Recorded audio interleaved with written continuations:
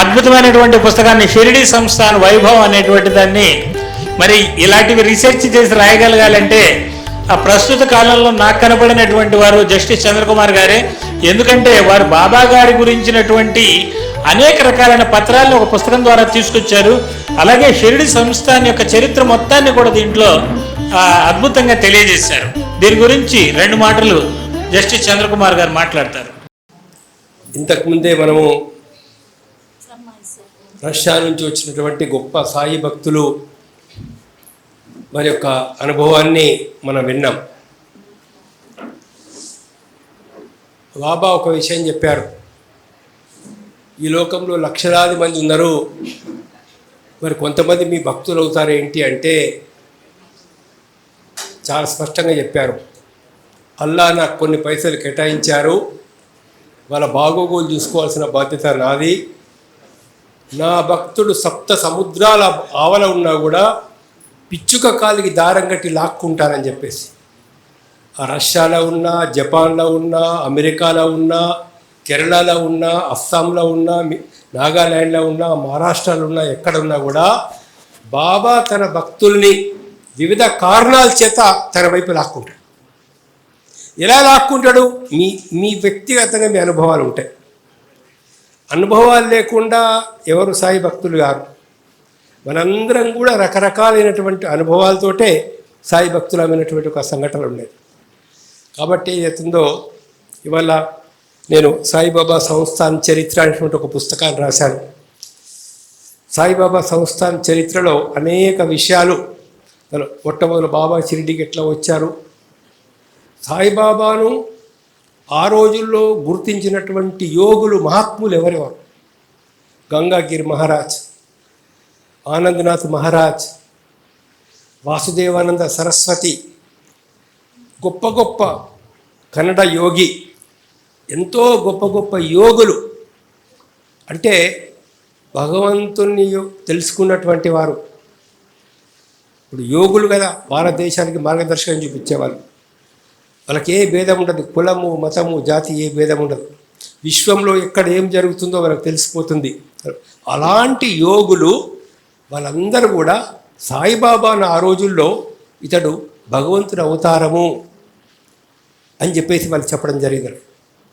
తర్వాత ఎట్లయితే ఇవాళ మనకు రష్యా నుంచి వచ్చినటువంటి భక్తుడికి సాయిబాబా దర్శనం చేసుకున్నప్పుడు, సాయిబాబా పాదాలని ముట్టుకున్నప్పుడు ఒక ఎటువంటి అనుభవం కలిగిందో, అనేక మంది భక్తులు ఆ రోజుల్లో అనేక మంది భక్తులు, దీక్షిత్ పెద్ద అడ్వకేట్, ఆయన ఇంగ్లాండ్కి వెళ్ళి కేసులు వాయిదించేవాడు, షిరిడీకి వచ్చి పెద్ద ప్రాక్టీస్, ఎంతో డబ్బులు వస్తున్నాయి, అంత పెద్ద ప్రాక్టీస్, బొంబాయి యూనివర్సిటీ కౌన్సిల్ సభ్యుడతాడు, బ్రిటిష్ గవర్నమెంట్ ఏర్పాటు చేసినట్టు లీగల్ కౌన్సిల్ సభ్యుడు ఆయన.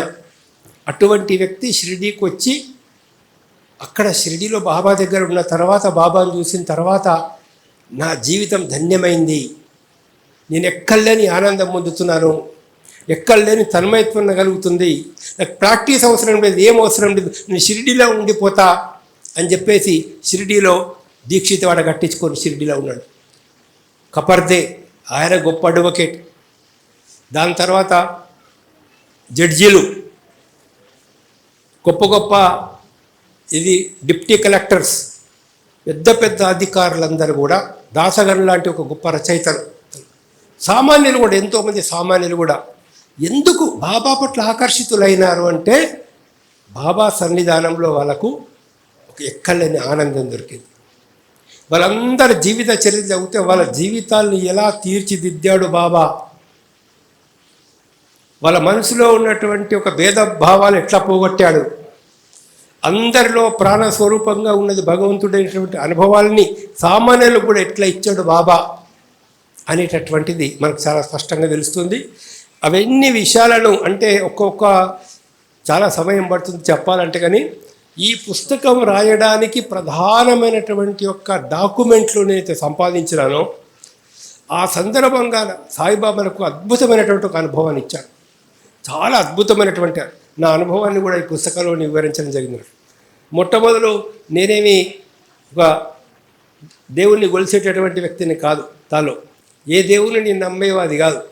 అలాంటి పరిస్థితుల్లో ఒకానొక సందర్భంగా నాకు బాబా అంటే కూడా ఎవరో తెలియదు. ఒక రకంగా చెప్పాలంటే బాబా ఎవరో ఫోటో చూసిన సాయిబాబా అని తెలుసు కానీ, ఏదో పుస్తకం మీద కవర్ మీద చూసింది సాయిబాబా తెలుసు కానీ అంతకుమించి నాకు తెలియదు నాకు. అలాంటిది ఒకరోజు అకస్మాత్తుగా బాబా నాకు ఒక అద్భుతమైనటువంటి ఒక అనుభవాన్ని ఇచ్చి ఒక పెద్ద ఆర్థిక నష్టం నాకు జరగబోతూ ఉంటే ఆ నష్టం జరగకుండా ఆ రోజు నన్ను కాపాడడం జరిగింది. చాలా ఆశ్చర్యం వేసింది.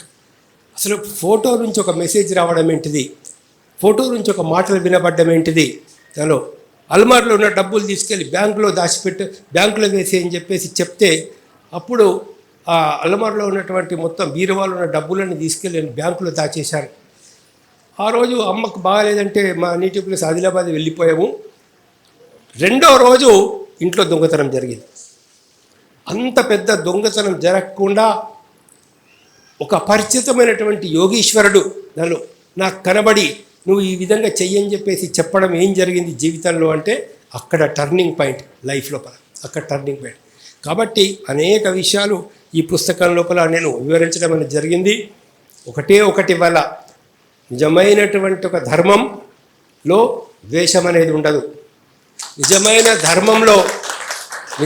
ధర్మంలో దానిలో ఏది లోకా సమస్త సుఖినో భవంతు సర్వే జనే సుఖినో భవంతు, అందరిలో ప్రాణస్వరూపంగా ఆత్మస్వరూపంగా ఉన్నది ఆ భగవంతుడే.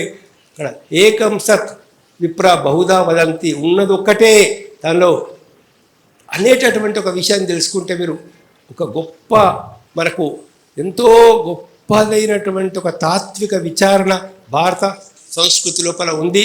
ఉపనిషత్తుల్లో కానీ వేదాల్లో ఆ సంస్కృతి నిజమైనటువంటి ఒక భారతీయ సంస్కృతి, నిజమైన భారతీయ తత్వ దాన్ని సాయిబాబా అందరికీ కూడా పంచిపెట్టడం అనేది జరిగింది.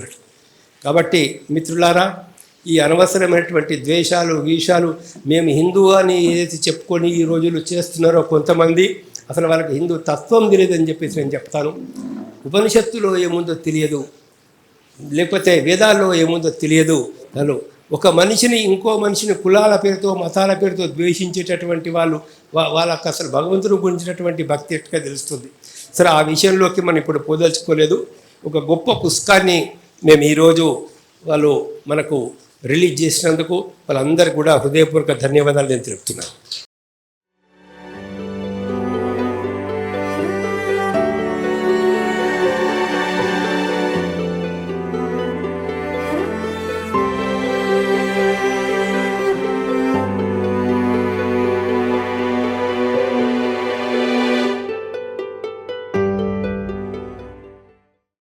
మీ ఆలోచనల్ని మరింత సంపద్వంతం చేయగల ఈ పుస్తకాల్ని మీరు చదివారా?